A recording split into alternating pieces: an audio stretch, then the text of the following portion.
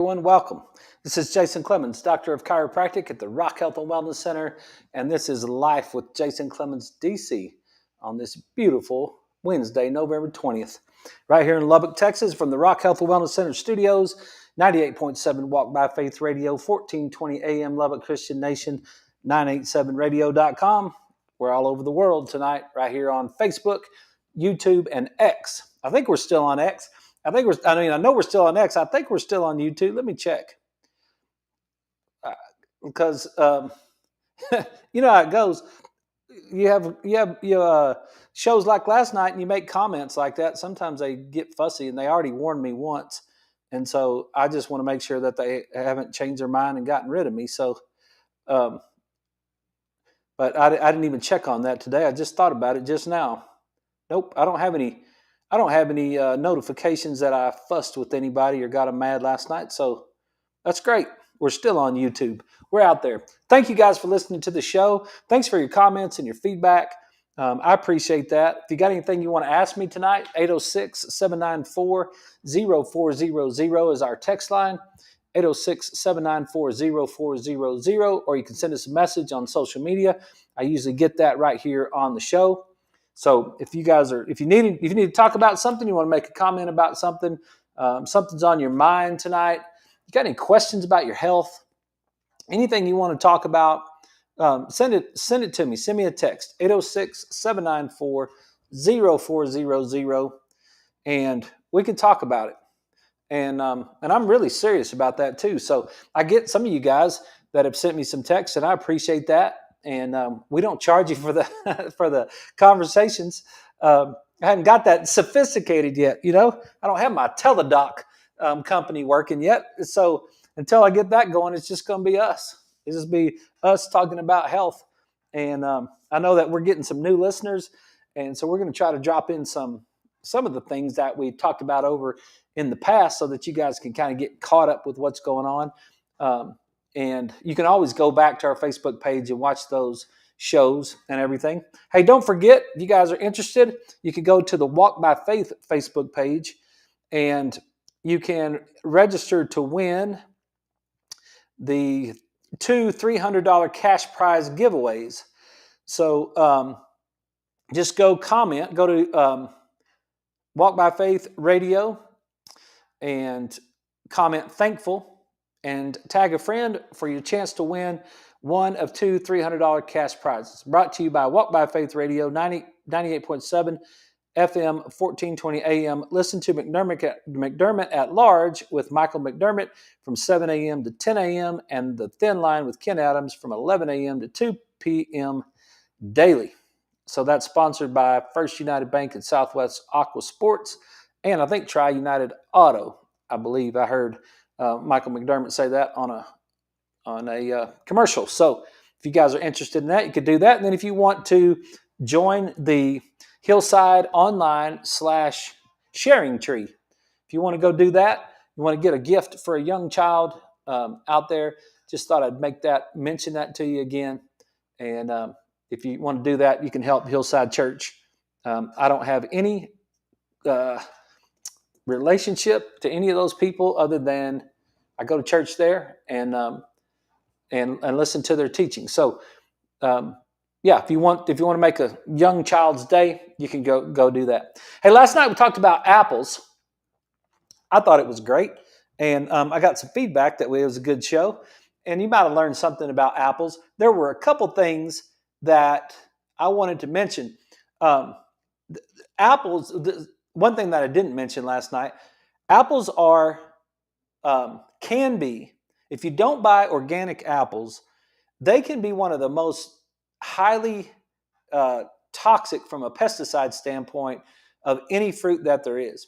So if you're going to buy apples, you really want to wash those apples off. And there's all kinds of, there's different kind of washes. You can Google that, find out how you can do that. You can get the washes at the grocery store. You really want to try to get some of that pesticide off, because you're going to eat the outside of the apple, right?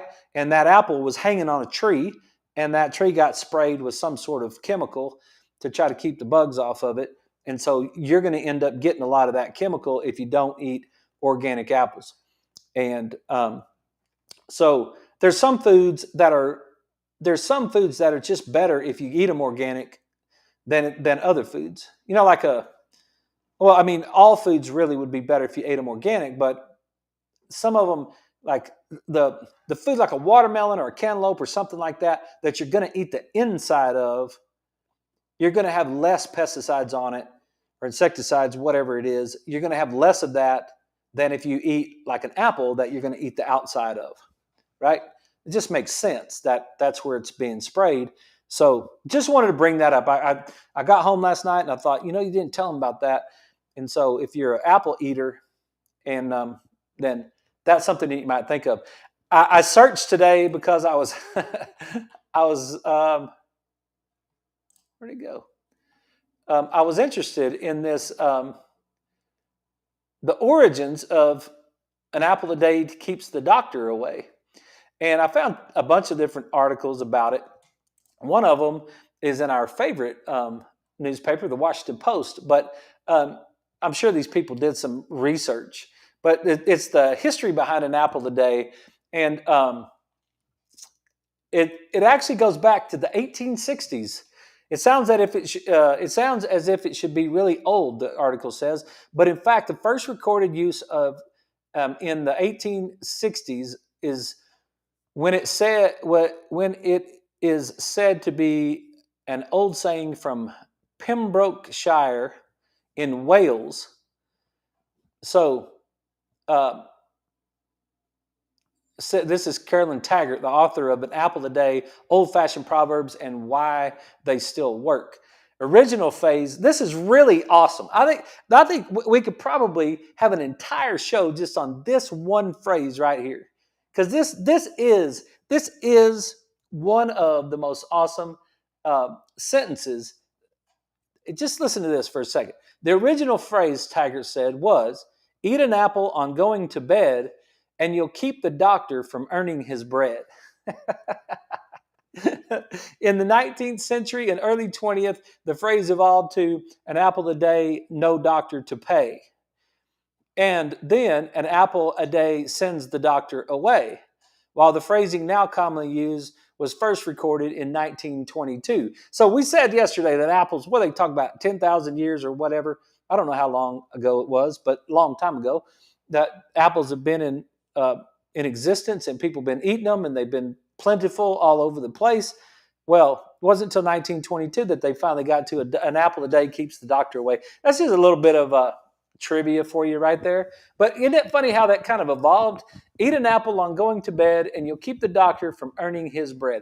Now, that's where you guys have to determine which kind of doctor you want working for you. And look, I have no problem about talking about this subject because I'm in a great leverage position in this conversation, right? This is fabulous for me to talk about because which doctor do you want working for you? The doctor that gets up every morning and gets paid when you're well, or the doctor that gets up every morning and gets paid when you're sick? Which one of those guys do you want working for you? What is the incentive? Not saying medical doctors are bad, not saying pain management chiropractors are bad, not saying anybody that works in the medical field is bad, not throwing any stones at anybody at all. I'm simply saying this. What real incentive do I have to keep you? Let's think about a pediatrician. What incentive does a pediatrician have to keep your kids healthy that they don't ever need a pediatrician? How could a pediatrician make a living? It'd be hard. You know how much money I've paid the pediatrician? Caitlin's birthday was yesterday. She was 24 years old. You know, the last time we saw the pediatrician was 23 years ago yesterday. Whatever, around her birthday, I guess. I don't guess we probably saw the pediatrician on her birthday. You know how much money our pediatrician has made from us in the last 23 years? $0. $0 in the last 23 years. How could that pediatrician stay alive? How could they make their bread, right? If you stayed healthy, what would happen? I feel bad for the pediatricians, but Are they really going to tell you everything they know? Are they going to study their life off?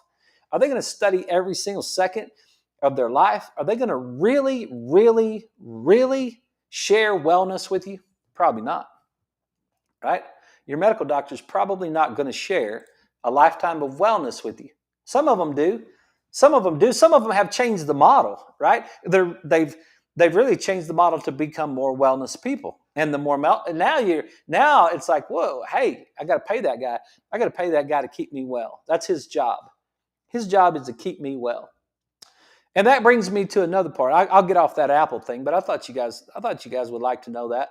It's that's where it comes from. Eat an apple on going to bed, and you'll keep the doctor from earning his bread. Now, I don't think that's actually true, really. I don't think you should probably eat an apple when going to bed. According to my man, Dr.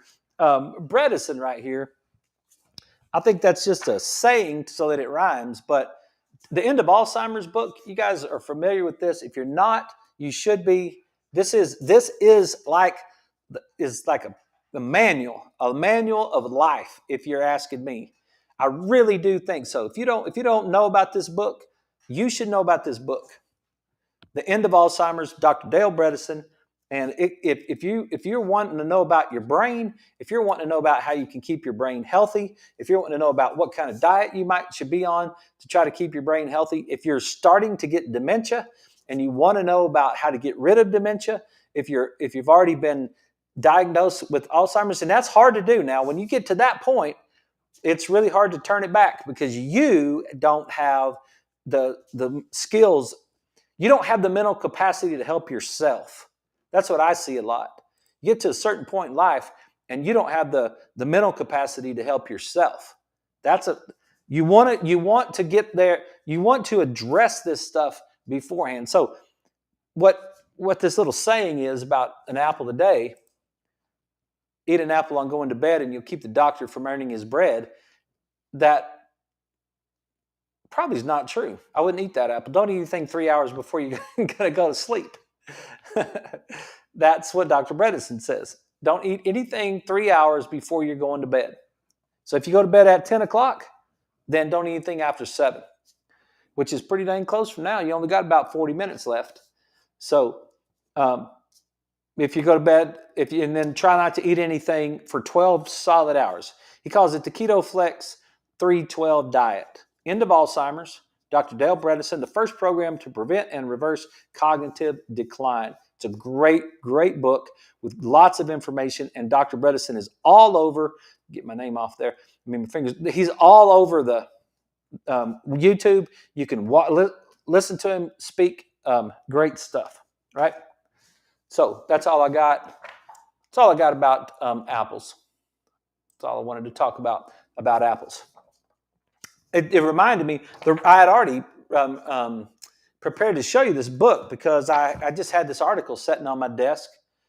And I'm not going to get into it deep because it's not what I want to talk about necessarily tonight. But it's the Journal of Nutrients. I think I've showed it to you before. Red blood cell DHA is inversely associated with risk of incidence of Alzheimer's disease and all-cause dementia. This Framingham offspring study said. So these findings add to the increased body of literature suggesting a robust association worth exploring dietary DHA as one strategy to prevent or delay Alzheimer's disease. Just another one of those things that we talk about of why this fish oil is important. The back of it is EPA and DHA. Those EPA and DHA, right? So we want our DHA baseline to be 1,000. Just grab your fish oil bottle. Just grab it, look at the back of it. What does it say? What does it say right there? Is your DHA, what would it take to get yours to 1,000? How many pills would you have to take? Go up, look at the serving size, and then go up to look at how many, what it is. DHA in this particular one is 670 milligrams. Then go up to the top and say how many soft gels, and that's 2 soft gels. So you got to divide 670 milligrams by 2 because you want to know how many it is per pill. So that'd be 335 per pill. So how many pills do I need to take to get me to 1,000 milligrams of DHA? And then in this particular case, you'd have to take 3 because that would get you to 1,050. If you took 335, yeah, maybe 1,005. Yeah. And then, so you would want to have 3 of these right here. Okay. There's so many reasons that your omega-3s are important.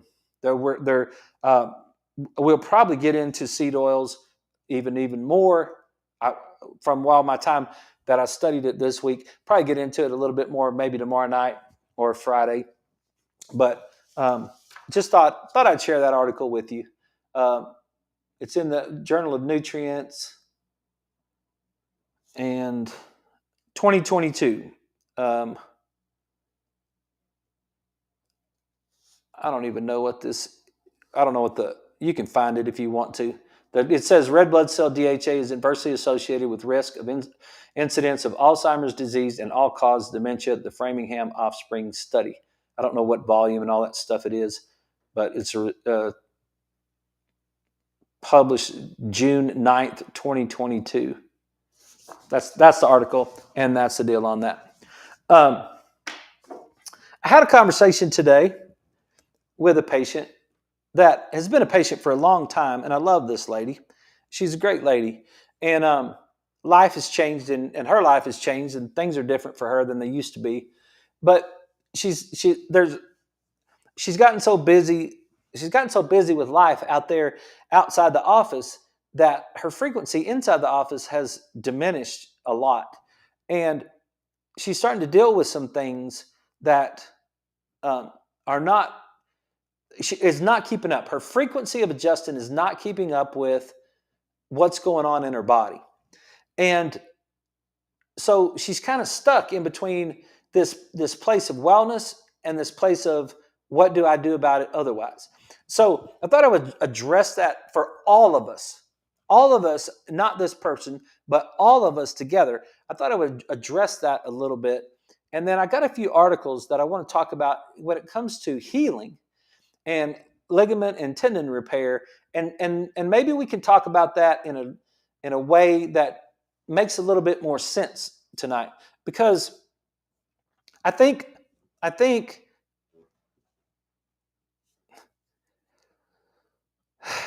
don't know how to say it. I think your wellness care takes a certain amount of work.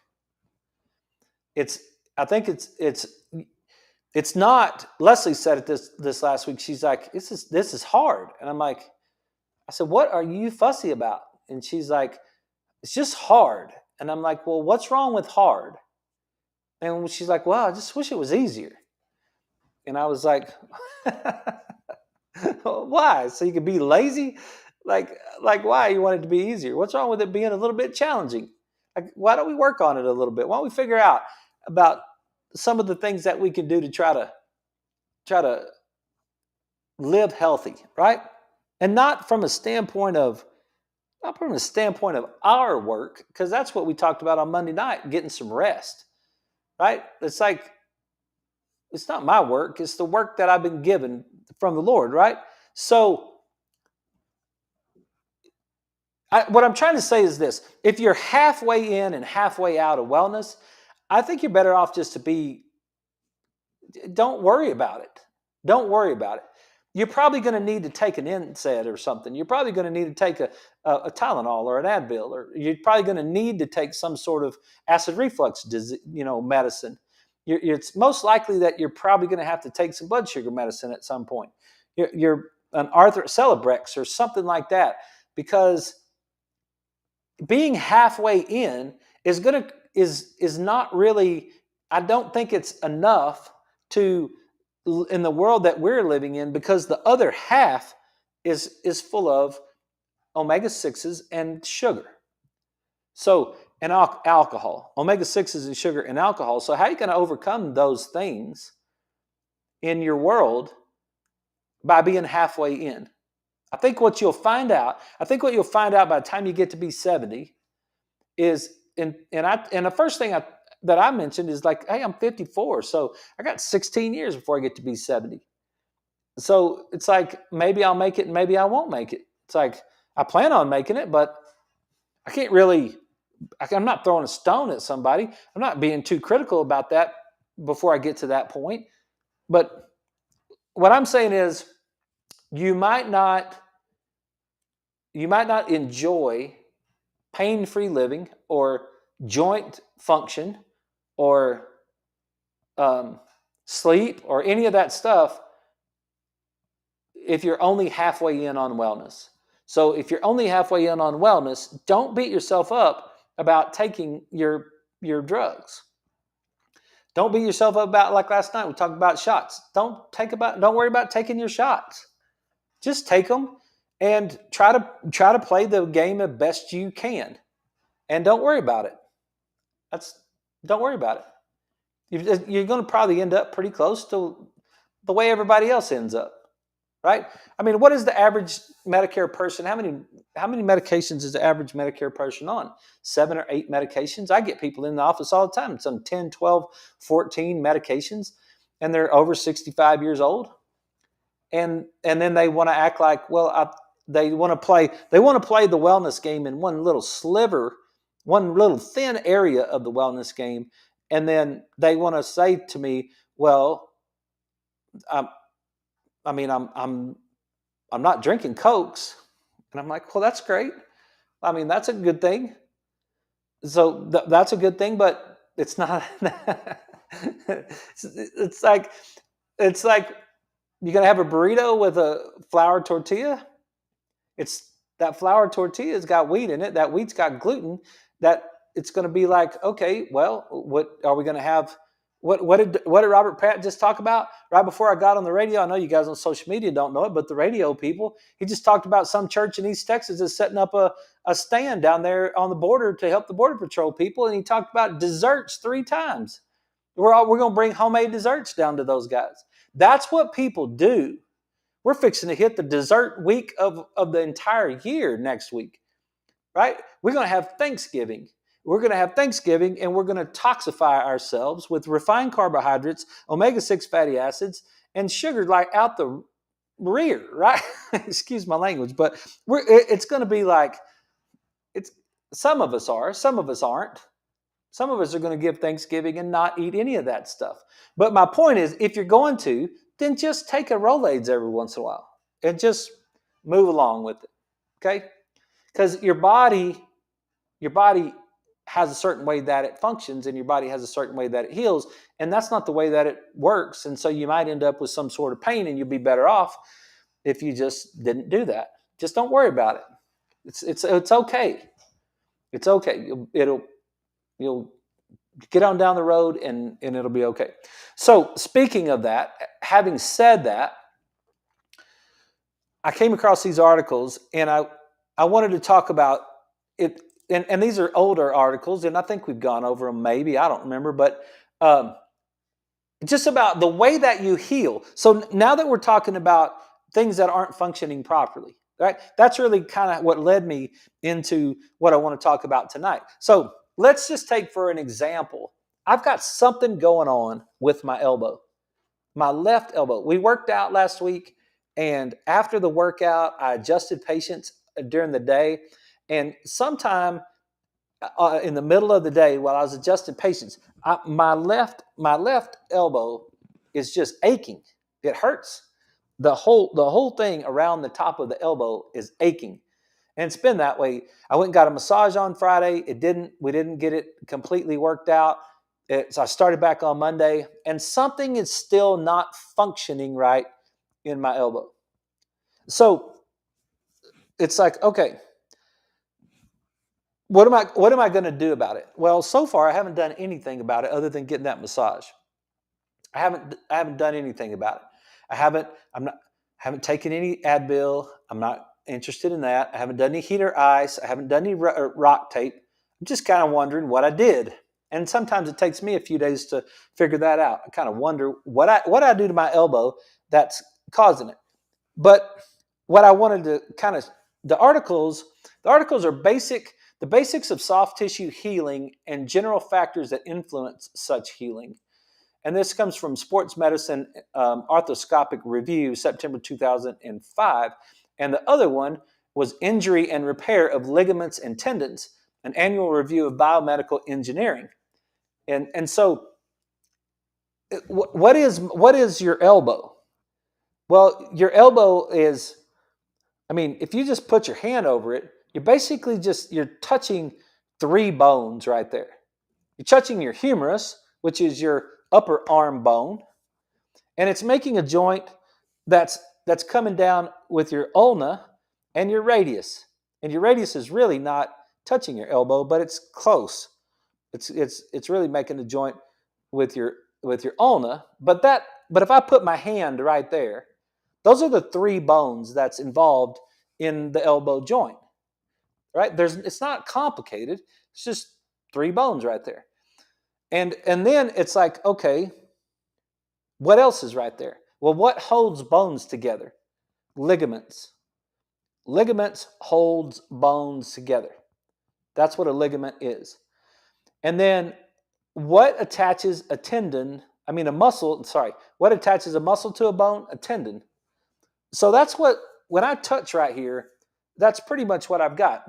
We're running up against a break, so I don't want to let it surprise us like it did last night. But let's take the break. We'll come back and we'll talk about elbow joints and then the healing of the tendons and the ligaments and exactly how that works. And you'll be super surprised, I think, how long injury takes, what the injury phases are, and how long they actually take. So you guys stick around with us. We'll be right back. This is Life with Jason Clemmons, DC.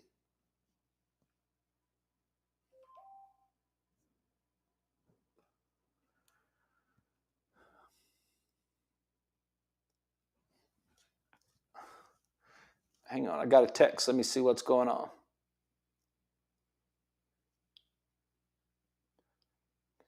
Hey, great. Hey, thanks for the text. I appreciate you watching the show. And I hope some of this makes some sense, and I hope it's making your life better. So, hey, we got a bunch of texts tonight. Hey, Lewis, hope everything's going good for you. Thanks for watching the show. Good news, I peel my apples grown here in town. Yeah, thank you, Susan. It's hard to naturally heal something you keep damaging with bad habits. That's a true statement. And then, happy Thanksgiving. Hopefully we don't get too glucosed up. Mal, yeah. I'm hoping that we don't get too glucosed up. What I'm going to have is turkey and ham. I don't have to scream. I just got this in my ear. I'm going to have turkey and ham. I'm going to have a baked sweet potato with butter and maybe a little bit of cinnamon. And then I'm going to have some green beans. And that's going to be my Thanksgiving dinner. I think it's the third year in a row, I believe it's the third Thanksgiving in a row. Then that will be my Thanksgiving. Won't have any chocolate pie. Won't have any pecan pie. Won't have any rolls. I won't have any of that. The gravy and all the stuff that goes with it. No sweet potato casserole. No green bean casserole.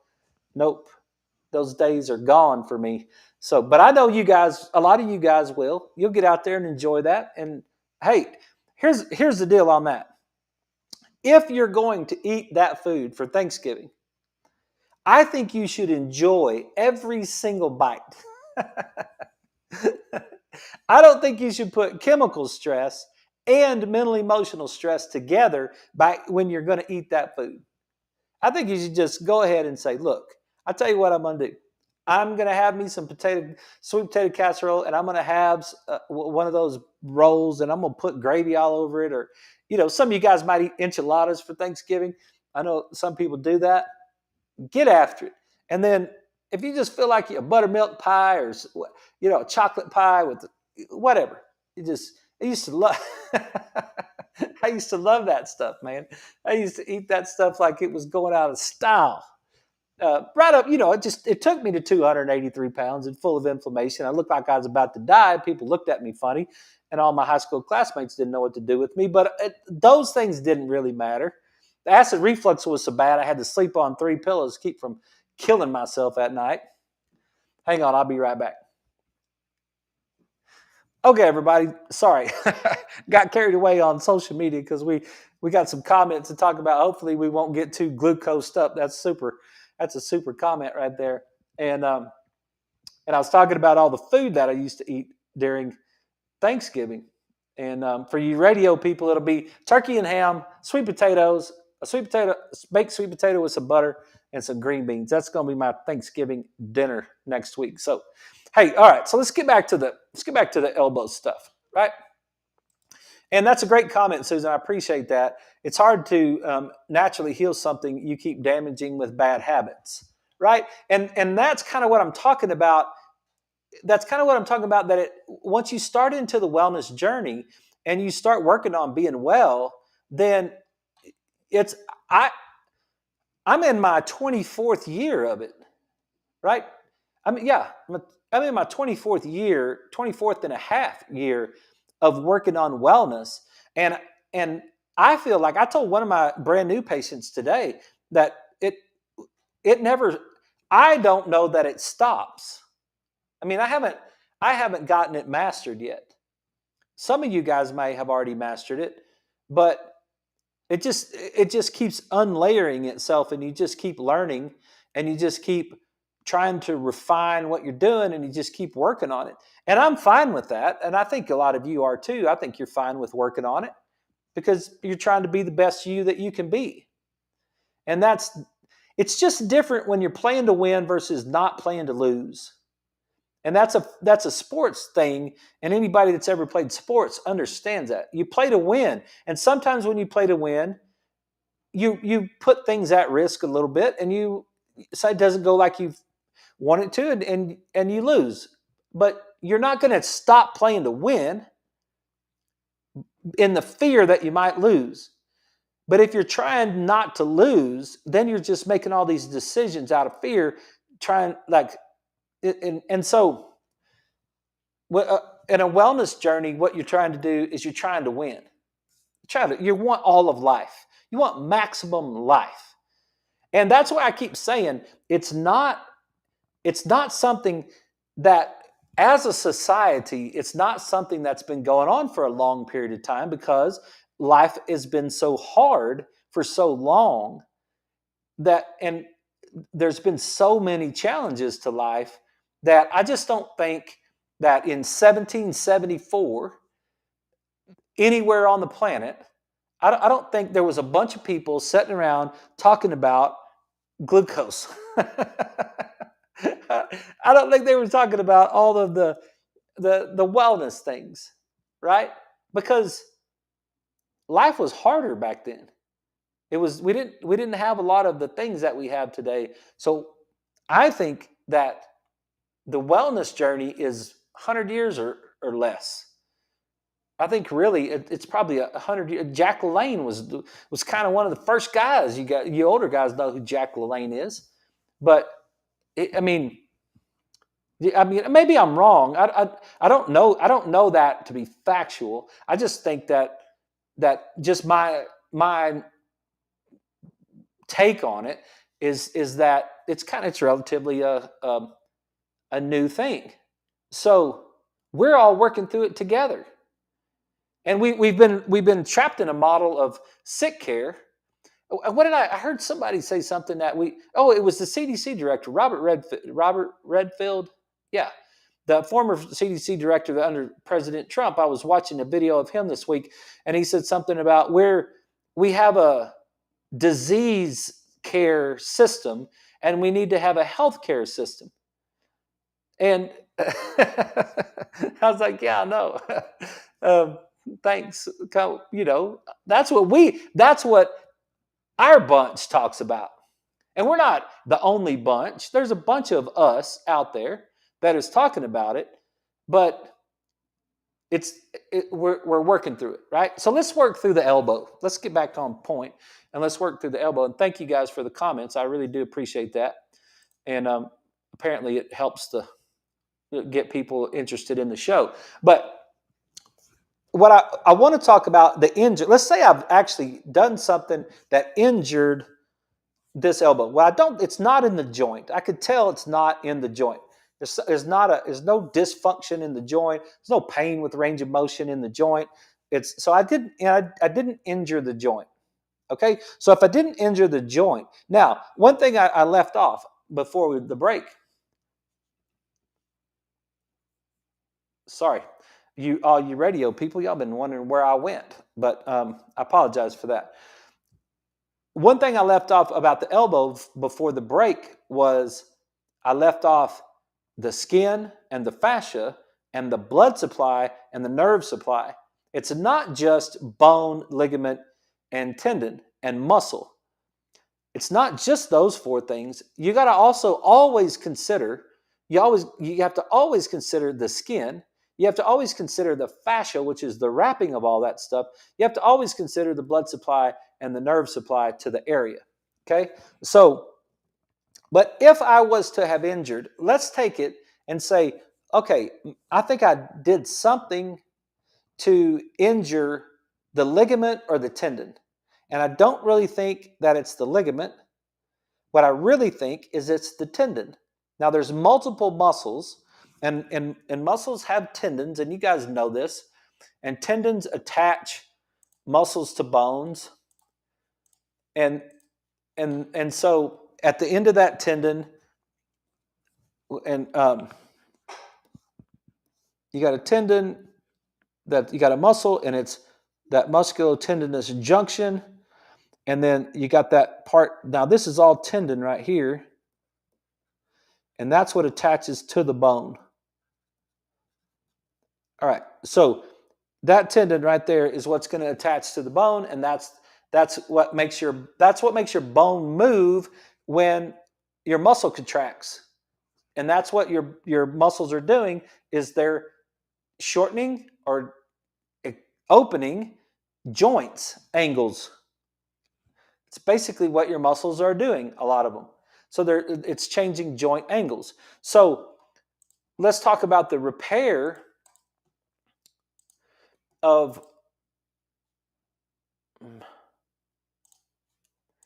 what actually happens here. So this is Injury and Repair of Ligaments and Tendons, Annual Review of Biomedical Engineering, 2000, from a bunch of people at Orthopedic Surgery, University of Pittsburgh. Okay, and tendons and ligaments are soft connective tissue composed of closely packed collagen fiber bundles oriented in parallel fashion to provide for the motion and stability of joints in the musculoskeletal system. The main function of ligaments and tendons is to transmit tensile loads. So I'm holding something, my muscle is going to contract, it's going to send that information through that tendon's going to be attached to that bone, it's going to move that bone, and those are those loads and forces. The healing of an injured ligament is a long and complex process that is subjected to local and external influences. The process involves several overlapping but discrete phases. And this is the part that I think is hard for people to understand, especially in a world that we live in today, because we want immediate gratification. We want it to be fixed today. We want it, whatever's wrong with me, I want it to be, this has been bugging me now for 2 days, and I want it to stop. And it's like, okay, maybe you didn't injure the tendon, but if you did, there are three main phases that goes along with whatever I did to that elbow. There's three phases. And the first one is the acute inflammatory or reactive response phase. So the acute inflammatory or reactive response phase is really going to happen in the first 72 hours after a given insult. So in the first 72 hours, you're going to get inflammation in this phase. This is the acute inflammatory phase.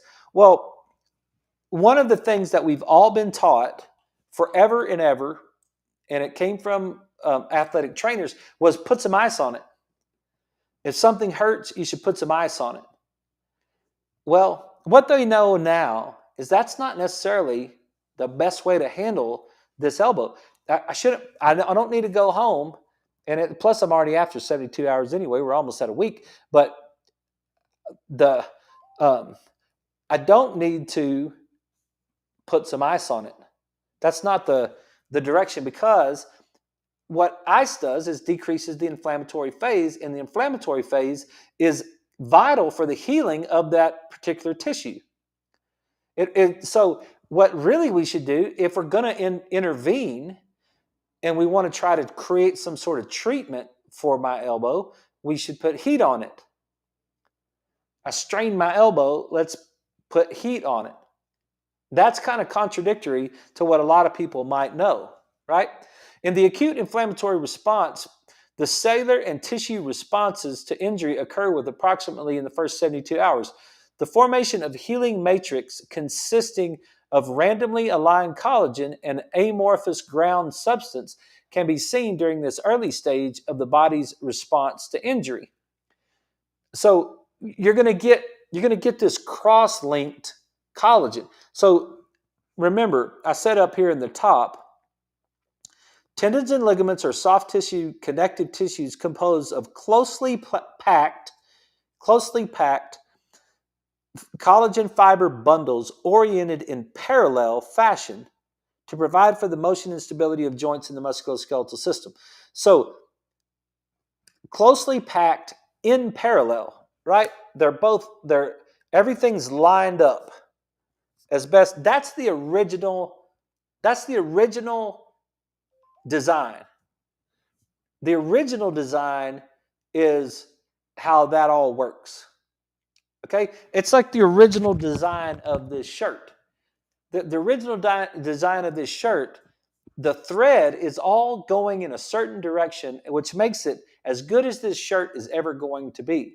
Well, whenever we get injury and we cause damage to those ligaments and tissue and tendons, then in that acute phase, then what we get is a formation of healing matrix consisting of randomly aligned collagen. So now it's not in parallel. It's randomly aligned. It's just the body's just laying down. It's like I'm just taking a shovel and I'm just getting some asphalt and I'm just throwing it on the street. I'm not straightening it out just right. I'm just covering it up. And that's kind of what the body does to a certain extent, is it's just randomly aligning this collagen in this first acute phase. So we don't really want to cut down that. We don't really want to ice that like we've been told for our whole lives. It's not really the best answer for me to ice my elbow down after I strained it. Okay?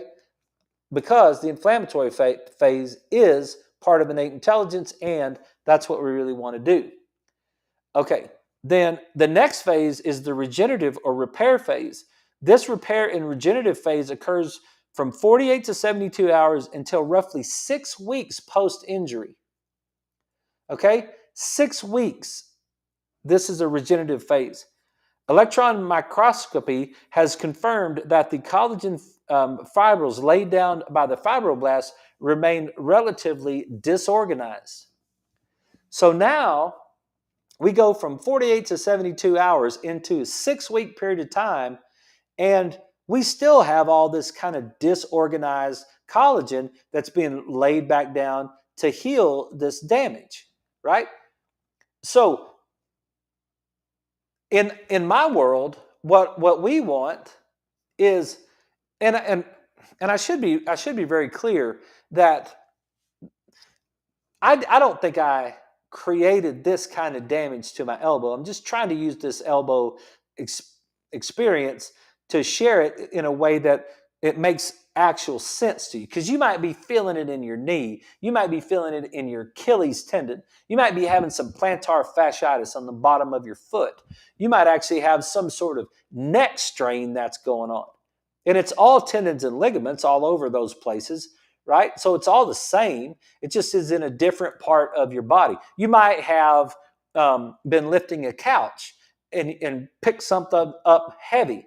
One of my guys is moving, and he's got a shop full of equipment and all kinds of stuff, and he's moving to a new place, and he built a new shop, and so he's been transferring all of his equipment to the new shop. And I was like, hey, look, dude, be careful right now. Because I adjusted him this week and he's really tight. And I said, you're really tight and you got to be careful because this is where injury takes place. You got to pay attention to what's going on, right? So he could lift something in the shop and hurt his back. Well, it'd be the same thing if I hurt my elbow. And the point I'm trying to make is that healing the body, especially if you've really injured, like you've torn the ligament or you've really hurt yourself, it is not quickly done. Now, I'm not saying that I should be in pain for 6 weeks. I'm not saying that. I'm not saying you sprain your ankle, you should be hurting for all that time. What I'm saying is that even if the pain goes away, it's prudent to understand that the healing process is still going on. So the quicker you can get the joint moving back through its proper range of motion, the better off you're going to be. Because of this tissue repair. So I need my elbow. First of all, I need to figure out what's going on because, like Susan was saying in the comments a while ago, it's like it's hard to heal it if I keep damaging it. So whatever's turned off in my elbow, whatever muscle is actually not firing properly, whatever injury that I've actually created in my elbow, I need to get that kind of figured out so I can turn that muscle back on. It feels like it's in my tricep. Like the real tenderness is on the back, on the tricep. I don't really feel it so much when on the front. It's kind of deep. So I've got a few muscles that are not really all that known to everybody. That's kind of deep in that, and with a little bit of rotation. But when I get on the back side of it, I really start to feel it. I think it's more. That's what I thought the first day. I think this lateral aspect of this tricep, that's where it's at. Boy, that's tender right there. So what I'm doing is I'm pushing on that spot right there. I could feel it. And then as I work through that range of motion, and so what am I doing all day long? I'm adjusting patience. I'm bending my elbow and extending my elbow and bending my elbow and extending my elbow all day long over and over and over again. Well, every time I extend my elbow, I fire that particular muscle. And then that's aching all around in the area. But let's just say, just for so we can talk about this article, let's just say that I actually damaged that tricep. Well, I just want you to understand that the regenerative part of it is a 6 week after that, 6 weeks after the first 48 or 72 hours. And then you get into the tissue remodeling phase. And the remodeling phase is marked by tissue remodeling lasting up to 1 year or longer after the time of the initial injury while never regaining the properties of the normal ligament. Read it again. The remodeling phase is marked by a tissue remodeling lasting up to 1 year or longer after the time of the initial injury while never regaining the properties of the normal ligament. So you can have, after these type of injuries, you can have long-term, this might take a long time, right? We might be a year working on this stuff. And it just needs to be, I think it just needs to be understood a little bit that you sprain your ankle, you really hurt yourself in some form or fashion. It's ongoing. So if we were to take these properties, these three, acute, inflammation, regenerative, and remodel, and we were to take these properties and understand them, and then we were to back them down to the point where they're not major injuries. They're just everyday injuries, right? Every day, it's highly likely that if we were to be able to scan every tissue in your body, all the 600 something muscles that you got, and every one of those muscles has a tendon on both ends, right? So 1,200 tendons, at least, that's a minimum. So, and there's 206 bones in the body, And all those bones have ligaments attached to them. So if we were to go through and say, if there was some way that we might be able to scan our entire body and account for all of that tissue, we will probably have, if we got a small enough sample size, it would be likely that we would have the full range of acute inflammatory, regenerative, and remodel phase going on in different parts of our body almost every day of our life. Like I don't have any papers to back that up. That's just if that's my observation right there, that there are tissues that you've injured that you don't know that you injured that are going through. You kind of know the acute inflammatory phase because it's like my elbow hurts, right? Something's going on with my elbow, but I don't know what's going on with my quad or what's going on with my hamstring or maybe even what's going on with my oh, sorry, I hit the button there. There's a lot of things that are going on right there that I might necessarily not know about.